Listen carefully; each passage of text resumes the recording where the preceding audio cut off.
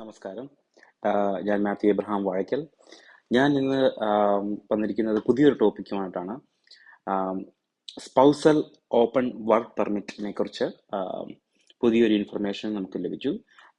വാർത്തകളിൽ നിന്നും നമ്മളതിനെപ്പറ്റി നടത്തിയ ഒരു ചെറിയ റിസർച്ചിൽ നിന്നൊക്കെ കിട്ടിയ വിവരങ്ങൾ സുഹൃത്തുക്കളുമായിട്ട്, പ്രോസ്പെക്റ്റീവ് സ്റ്റുഡൻസുമായിട്ട് പങ്കുവയ്ക്കാമെന്ന് വിചാരിക്കുന്നു. എന്താണെന്ന് വെച്ച് കഴിഞ്ഞു കഴിഞ്ഞാൽ, പുതിയ നിയമപ്രകാരം, ഞാൻ കാനഡയിലെ കാര്യമാണ് ഇപ്പോൾ പറയുന്നത്. പുതിയ റൂൾ പ്രകാരം ഡിപ്ലോമ കോഴ്സ് പഠിക്കുന്ന അല്ലെങ്കിൽ അണ്ടർ ഗ്രാജുവേറ്റ് പ്രോഗ്രാംസിൽ ഉള്ള സ്റ്റുഡൻസിന്റെ സ്പൗസിന് ഓപ്പൺ വർക്ക് പെർമിറ്റ് ലഭിക്കുന്നതല്ല. അതായത് പണ്ട് ഉള്ള നിലവിലുണ്ടായിരുന്ന സിസ്റ്റം എന്ന് വെച്ച് കഴിഞ്ഞാൽ, സ്റ്റുഡൻസ് വരുന്നു, അവരുടെ സ്പൗസ് കൂടെ വിസിറ്റർ വിസയിലോ അല്ലെങ്കിൽ ഓപ്പൺ വർക്ക് പെർമിറ്റ് കിട്ടി ആ വിസയിലോ വരുന്നു, അവർ വർക്ക് ചെയ്യുന്നു, അവരിവരെ ഫിനാൻഷ്യൽ സപ്പോർട്ട് ചെയ്യുന്നു, അങ്ങനെയൊക്കെ ഉണ്ടായിരുന്നു. ഇപ്പോൾ ഡിപ്ലോമ പ്രോഗ്രാം, സർട്ടിഫിക്കറ്റ് പ്രോഗ്രാം, അതുപോലെ തന്നെ അണ്ടർ ഗ്രാജുവേറ്റ് പ്രോഗ്രാം ഉള്ള സ്റ്റുഡൻസിന്റെ സ്പൗസസിന് ഓപ്പൺ വർക്ക് പെർമിറ്റ് കൊടുക്കുന്നത് കാനഡ താൽക്കാലികമായിട്ട് നിർത്തിയിട്ടുണ്ട്. അപ്പോൾ അത് വളരെയധികം വിവാഹമൊക്കെ കഴിഞ്ഞു വരുന്ന ആൾക്കാരെ സംബന്ധിച്ചിടത്തോളം അത് വളരെ ക്രിട്ടിക്കൽ ആയിട്ടുള്ളൊരു തീരുമാനമാണ് ഗവൺമെന്റിന്റെ ഭാഗത്തുനിന്ന്. ഒരു ഉദാഹരണം പറഞ്ഞു കഴിഞ്ഞാൽ, നമുക്ക് സ്പൗസിന് വർക്ക് പെർമിറ്റ് കിട്ടിയില്ലെങ്കിൽ പിന്നെ അവർക്ക് ഇവിടെ വരാനുള്ള ഓപ്ഷൻ എന്ന് പറയുന്നത് വിസിറ്റിംഗ് വിസ മാത്രമാണ്.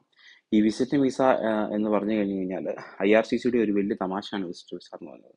ആവശ്യമുള്ളപ്പോൾ ഇത് കിട്ടത്തുമില്ല, ആവശ്യമില്ലാത്തപ്പോൾ ഇത് കിട്ടുകയും ചെയ്യും. അപ്പോൾ അത് ഒത്തിരി റിലയബിൾ ആയിട്ടുള്ള ഒരു ഇതല്ല. അവരുടെ ഫാമിലി റീയൂണിഫിക്കേഷൻ എന്നൊക്കെ പറഞ്ഞു കഴിഞ്ഞാലും ഒരുപാട് കേസസിൽ നമ്മൾ ഒത്തിരി ഡിലേയും കാര്യങ്ങളൊക്കെ കണ്ടിട്ടുണ്ട്. അത് മാത്രമല്ല, വിസിറ്റ് വിസയിൽ നിൽക്കുമ്പോൾ ഇവർക്ക് എന്ത് പറയുക, മറ്റേ ഇൻഷുറൻസ് പരിരക്ഷ കാര്യങ്ങൾ ഒക്കെ നമ്മൾ തന്നെ എടുക്കേണ്ടി വരും. അതുപോലെ തന്നെ ഇവർക്ക് ജോബ് ചെയ്യാൻ പറ്റില്ല. ഒരുപാട് പ്രശ്നങ്ങളുണ്ട്. സ്റ്റുഡൻസ് ഇവരെ സപ്പോർട്ട് ചെയ്തുണ്ടാക്കാനുള്ള കാര്യങ്ങൾ വരും. അപ്പോൾ അതുകൊണ്ട് ഞാൻ പറഞ്ഞത്, ഡിപ്ലോമ സർട്ടിഫിക്കറ്റ് പ്രോഗ്രാം ചൂസ് ചെയ്യുന്ന വിവാഹിതരായിട്ടുള്ള വിദ്യാർത്ഥികൾ ഇത് പ്രത്യേകം ശ്രദ്ധിക്കണം. നിങ്ങളുടെ സ്പൗസിന് ഇവിടെ വരാനോ നിങ്ങളെ ഒരു ജോലി ചെയ്ത് നിങ്ങളെ സപ്പോർട്ട് ചെയ്യാനോ പറ്റുന്നതല്ല നിലവിൽ. നിങ്ങൾ മാസ്റ്റേഴ്സ് അല്ലെങ്കിൽ ഒരു പോസ്റ്റ് ഡോക്ടറൽ ഡിഗ്രി പ്രോഗ്രാമാണ് പഠിക്കുന്നതെങ്കിൽ അത് നിങ്ങൾക്ക് നിങ്ങളുടെ സ്പൗസിന് നിങ്ങളെ അക്കമ്പനി ചെയ്യാനും അവർക്ക് വർക്ക് പെർമിറ്റ് ലഭിക്കാനും ഒക്കെ യാതൊരു പ്രശ്നങ്ങളുമില്ല. പക്ഷെ അത് കോളേജസിന് ഒരിക്കലും ഈ പറഞ്ഞ masters doctoral degree program provide ചെയ്യാൻ പറ്റില്ല. അത് നിങ്ങൾ യൂണിവേഴ്സിറ്റികളിൽ തന്നെ പോയി പഠിക്കേണ്ടതാണ്. അതിന് അതിൻ്റെതായിട്ടുള്ള എക്സ്പെൻസും കാര്യങ്ങളും ഉണ്ട്. പഠനത്തിന്റെ കോസ്റ്റ് മാത്രമല്ല, അതായത് നമ്മൾ യൂണിവേഴ്സിറ്റികളിൽ എന്ന് പറയുമ്പോൾ അതെല്ലാം മേജർ സിറ്റികളാണ് യൂണിവേഴ്സിറ്റി ഇരിക്കുമ്പോൾ. അപ്പോൾ ഇപ്പോൾ നിങ്ങൾക്കറിയാം, വളരെ ഒരു ഹൗസിങ് ക്രൈസിസും കാര്യങ്ങളൊക്കെ നടക്കുന്ന സമയമാണ് കാനഡയിൽ. റെന്റ് എന്നൊക്കെ പറഞ്ഞാൽ സ്കൈ റോക്കറ്റ് ആണ്. അതായത് നമുക്ക് ചെറിയ സിറ്റികളിൽ പോലും ഒരു റൂം ഷെയറിങ്ങിനൊക്കെ പോയാൽ തന്നെ ഭയങ്കര എക്സ്പെൻസ് ആണ്. അപ്പോൾ പിന്നെ വലിയ സിറ്റികളുടെ കാര്യം നമുക്ക് സ്വാഭാവികമായിട്ടും ആലോചിക്കാവുന്ന കാര്യമാണല്ലോ. അപ്പോൾ യൂണിവേഴ്സിറ്റി പഠിക്കുന്ന വിദ്യാർത്ഥികൾക്ക്, മാസ്റ്റേഴ്സ് ഡോക്ടറൽ ഡിഗ്രി പഠിക്കുന്ന വിദ്യാർത്ഥികൾക്ക് മാത്രമേ, അവരുടെ സ്പൗസിന് മാത്രമേ ഓപ്പൺ പെർമിറ്റ് കാനഡ ഇനി മുതൽ കൊടുക്കുന്നുള്ളതാണ് നമ്മൾക്ക് കിട്ടിയ വിവരം. അപ്പം പ്രത്യേകം ശ്രദ്ധിക്കുക. നിങ്ങൾ വിവാഹിതരൊക്കെ നാട്ടിൽ നിന്ന് ഡിഗ്രിയൊക്കെ കഴിഞ്ഞ ശേഷം പലരും കാനഡയിലേക്ക് ഒരു എൻട്രി വേ എന്നുള്ള രീതിയിൽ ഡിപ്ലോമ കോഴ്സുകളൊക്കെ എടുത്ത് ഡെസിഗ്നേറ്റഡ് ലേണിംഗ് ഇൻസ്റ്റിറ്റ്യൂഷൻ ആണ് എന്നൊക്കെ ഉറപ്പുവരുത്തി ഇവിടെ വന്നു കഴിഞ്ഞാലും ഇങ്ങനൊരു പ്രശ്നം ഇവിടെയുണ്ട്. അപ്പം അത് വളരെയധികം ശ്രദ്ധിക്കണം. നമ്മളിപ്പോൾ ഒരു ഒരു പരിധിവരെ വിദ്യാർത്ഥികൾ ചെയ്തതെന്ന് വെച്ച് കഴിഞ്ഞാൽ, അവർ വരുന്നു, അവർ മാരി ചെയ്യുന്നു, അത്യാവശ്യം പണമൊക്കെ അവിടെ നിന്ന് നമ്മൾ എന്താ പറയുക, കടമായിട്ടും ലോണായിട്ടും ഒക്കെ എടുത്ത ശേഷം ഇവിടെ വരുമ്പോൾ സ്പൗസിന് വർക്ക് ചെയ്യാമല്ലോ, അവർക്ക് ഫുൾ ടൈം വർക്ക് ചെയ്യാമല്ലോ, അത് വെച്ച് നമുക്ക് മാനേജ് ചെയ്യാമെന്നൊക്കെ വിചാരിച്ചിട്ട് നമ്മൾ എടുക്കും. പക്ഷേ ഈ സാഹചര്യത്തിൽ ആ പോസിബിലിറ്റി അടയുകയാണ് വിദ്യാർത്ഥികളുടെ മുന്നിൽ.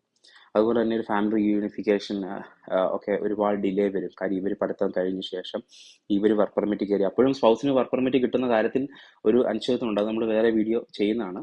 അതിനെപ്പറ്റി എന്തെങ്കിലും ചോദ്യങ്ങളുണ്ടെങ്കിൽ ചോദിക്കാം. പിന്നെ ഇതിനകത്ത് ചില ഓപ്പർച്യൂണിറ്റീസും ഉണ്ട്. ആ ഓപ്പർച്യൂണിറ്റീസിനെ പറ്റി അതായത് നിങ്ങൾക്ക് ഏത് മാസ്റ്റേഴ്സ് പ്രോഗ്രാം എടുത്താൽ എങ്ങനെ എടുത്തു കഴിഞ്ഞാൽ ഏറ്റവും എഫക്റ്റീവായിട്ട് ഈ സിറ്റുവേഷനെ ടാക്കിൾ ചെയ്യാം എന്നൊക്കെ പറഞ്ഞ് നമ്മൾ വേറെ വീഡിയോ ഇടുന്നുണ്ട്. എന്തെങ്കിലും സംശയങ്ങളുണ്ടെങ്കിൽ ചോദിക്കാം. പിന്നെ ഇതിലൊരു എക്സെപ്ഷനും കൂടെ അവർ കൊടുത്തിട്ടുണ്ട്. ചില അണ്ടർ ഗ്രാജുവേറ്റ് പ്രോഗ്രാമുകൾ SOWP, അതായത് സ്പൗസ് ഓപ്പൺ വർക്ക് പെർമിറ്റുകൾ അനുവദിക്കുന്ന പ്രോഗ്രാമുകളുണ്ട്. വലിയൊരു തമാശയാണ്. Doctor of dental surgery, bachelor of law, doctor of medicine, doctor of optometrics, BPharm, PharmD, doctor of veterinary medicine, BSc nursing, B.Ed, bachelor of engineering. ഇപ്പം പറഞ്ഞ under graduate കോഴ്സുകൾ പഠിക്കുന്ന സ്റ്റുഡൻസ് ആണെങ്കിൽ അവരുടെ സ്പൗസിന് ഓപ്പൺ വർക്ക് പെർമിറ്റ് കൊടുക്കുന്നതാണ്. അപ്പോൾ ഇതറിയാം, ഇത് കൂടുതലും 4 വർഷം പ്രോഗ്രാമുകളും കാര്യങ്ങളൊക്കെയാണ്.